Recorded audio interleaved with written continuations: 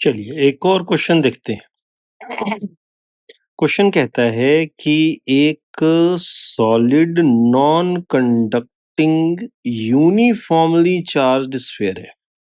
पूरे स्फीयर में uniform charge है। इसके बाद क्वेश्चन कहता है कि इस स्फीयर से एक कैविटी बाहर निकाल दी जाती है। पहले ये uniformly charge non conducting sphere था। क्वेश्चन जरा ध्यान से समझने की कोशिश करेंगे, थोड़ी बारीकी से देखेंगे तो समझने में आसानी होगी। यस, तो ये स्फीयर इनिशियली यूनिफॉर्मली चार्ज था, पूरे पे पॉजिटिव चार्ज था और कहता है कि अब इसमें से एक कैविटी को बाहर निकाल दिया गया और फिर कैविटी के अंदर कोई एक पॉइंट का नाम आप इस पॉइंट का नाम मैं पी दे देता हूं। ऐसे किसी पॉइंट पी पे इलेक्ट्रिक फील्ड फाइंड आउट करना है।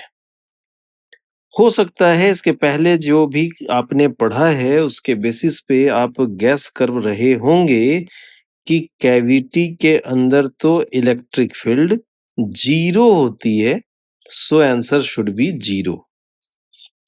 हो सकता है आपके मन में ये थॉट भी आ रहा हो, बट 0 इसका आंसर नहीं है।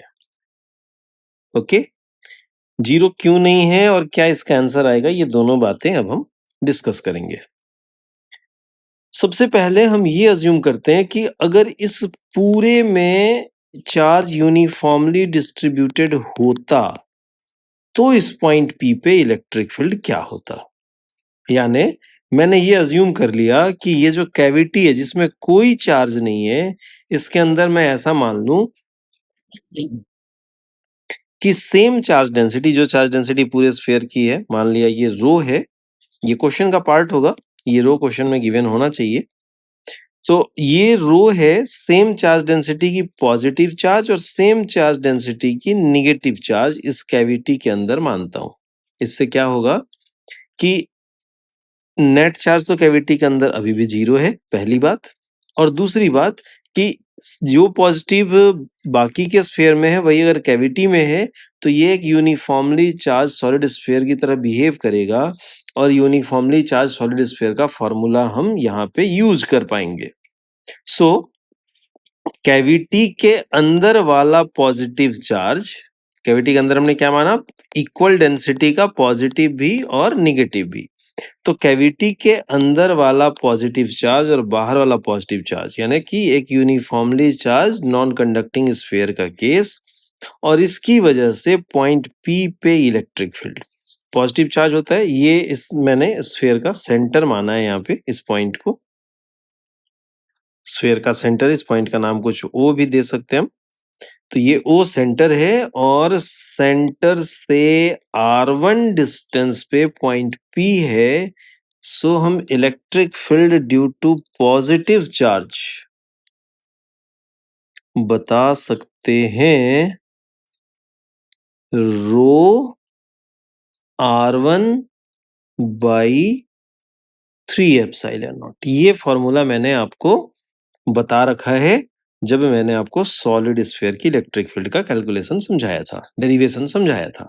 ओके, तो कैविटी के अंदर वाले पॉजिटिव चार्ज को तो हमने यूज कर लिया इस रिजल्ट में। अब पॉजिटिव के कैविटी के अंदर जो निगेटिव चार्ज है उसे भी कंसीडर करना होगा और कैविटी के निगेटिव चार्ज की वजह से, यानी कि आप सिंपली इसे कैसे समझ सकते हो कि एक ऐसा स्फीयर है यूनिफॉर्मली चार्ज सॉलिड स्फीयर और उसमें सिर्फ निगेटिव चार्ज है। ऐसे केस में electric field at point P due to this negative charge कैसा होगा, रो, और ये पॉइंट मैंने कंसीडर किया है इस छोटे स्फीयर का, कैविटी का सेंटर O डैश मान लो। O डैश से पॉइंट P का डिस्टेंस R2 है और निगेटिव चार्ज है तो इलेक्ट्रिक फील्ड का डायरेक्शन ये रेडियस वेक्टर के, ये R2 वेक्टर के अपोजिट होगा। रेडियस वेक्टर नहीं, सॉरी बाई मिस्टेक बोला मैंने। ओ डैश सेंटर से पॉइंट P के डिस्टेंस को, पोजीशन वेक्टर को R2 से डिनोट किया है मैंने, और electric field at point P negative charge है क्योंकि इस कैविटी के अंदर सिर्फ अब, तो हम टुवर्ड्स सेंटर कंसीडर करेंगे और रिजल्ट आएगा -ρ r2 -ρ r2 बाई 3 ε0। तो यहाँ पे मैंने पॉजिटिव चार्ज की वजह से भी इलेक्ट्रिक फील्ड लिख लिया और नेगेटिव चार्ज की वजह से भी इलेक्ट्रिक फील्ड लिख लिया। So net electric field E will be equal to E प्लस E minus, and it will be equal to rho r1 by 3 epsilon naught minus rho r2 by 3 epsilon naught, और इसकी value आ जाएगी rho by 3 epsilon naught r1 minus r2। Next part, यहाँ पे एक triangle देखेंगे आप, POO dash. Triangle POO dash में आप देख सकते हैं vector A plus vector R2 will be equal to vector R1, triangle of vector addition के अकॉर्डिंग। तो जरा इस पे भी बात करेंगे हम लोग। ट्रायंगल ऑफ वेक्टर एडिशन से क्या दिख रहा है हमें? From triangle POO dash, vector A plus vector R2 equal to vector R1। A plus R2 equal to R1, या फिर यहां से हम क्या कह सकते हैं, vector R1 minus vector R2 will be equal to vector A। So यहाँ पे R1 माइनस R2 की जगह क्या लिख सकते हैं, vector A, and it will be equal to rho by 3 epsilon naught vector A। ये हमें मिला नेट इलेक्ट्रिक फील्ड। इस रिजल्ट को आप जरा ध्यान दें, तो इस रिजल्ट में आपको मिलता है row by 3 epsilon naught A। A क्या है? बड़े स्फेयर के सेंटर से कैविटी के सेंटर को ज्वाइन करने वाला वेक्टर। इट मीन्स यहाँ पे बहुत ध्यान देने वाली बात है कि रिजल्ट में पॉइंट P के पोजीशन का कोई जिक्र ही नहीं है, कोई रोल नहीं है।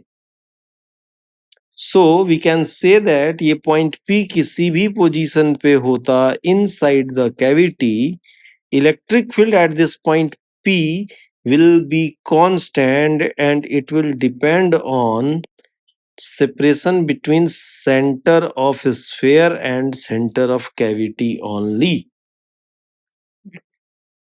सो हम क्या कह सकते हैं कि electric field inside the cavity will be constant. Electric field inside